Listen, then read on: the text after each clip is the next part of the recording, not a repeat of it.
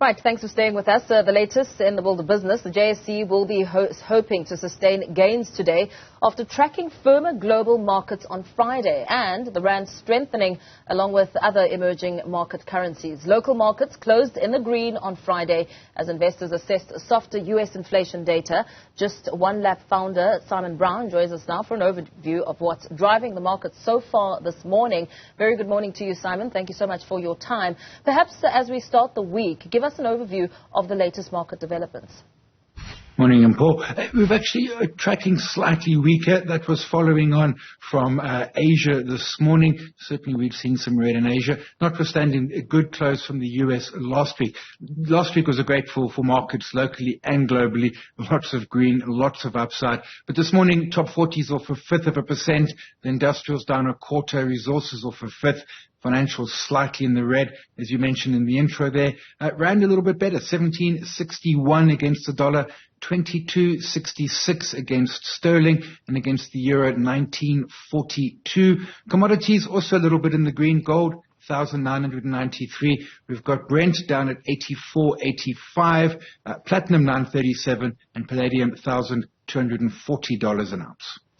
And looking to Telkom, they posted a trading update for the quarter ended the 30th of June 2023. What do those numbers look like? They're actually not a bad update, particularly if you look at mobile. And if you look at mobile, obviously we've got to be looking at data. They're picking up some really good business in the data space. That's as we consume more and more. There are other businesses, OpenServe, a little bit of growth. BCX, finding it a little bit tough out there at the moment. That's their sort of business ITC operation. And then SwiftNet, which is the towers business. SwiftNet saw very little growth, but that's not unexpected. But overall, not a bad update. And the market's quite liking it. The stock up almost 3% so far in the first half hour of trade this morning. MTN Group's trading statement for the 6-month period ended the 30th of June 2023 is also out to help us make sense of that performance. Yeah, so MTN, ultimately they're saying that they expect their profits to be about between 0 and 10% higher on a share basis. That's about 0 to 50 cents per share. A lot of moving parts, of course. They've got Ghana, they've got South Africa, they've got Nigeria, which are their 3 biggest markets. The trick with Nigeria is we saw the devaluing of the Nigerian naira a couple of months ago, late in June, and that's really hurt the translation gains. In other words, they take the profit, they turn it back into ZAR, and in that particular case, that cost them about R1.69 per share of profit. So quite a big hit there. That, of course, is beyond their control. If we look at what they can manage, operations, growth, mostly, again, focusing on the data side. Trading update looking fairly solid. Stock a bit sanguine, trading down 1% so far this morning. And just before we wrap things up, Simon, the retailer Woolworths is selling slightly less food in existing stores than in 2022 and chose to keep prices below in-store and SA inflation at just over 8%. We're seeing a lot of retailers suffering at the hands of inflation. What's happening in that space?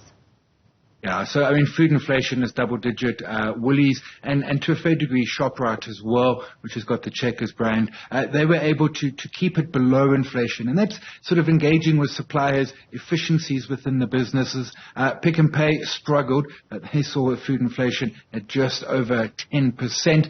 Woolies seems to be losing on the food side. Still a little bit of market share to Shoprite, who are gaining from pretty much all the major players. Woolies, Spar, as well as Shoprite in that sense. Where they are gaining is that their clothing brands are doing a little bit better. They brought in the new CEO from Levi with the expectation that he could help boost the clothing apparels, they call it, which has frankly been struggling for a number of years. And a quick last point, the David Jones, the Australian, that's now out of the equation, so that's no longer creating problems for them and their results. Very well. Thank you so much for your time. JustOneLap founder Simon Brown.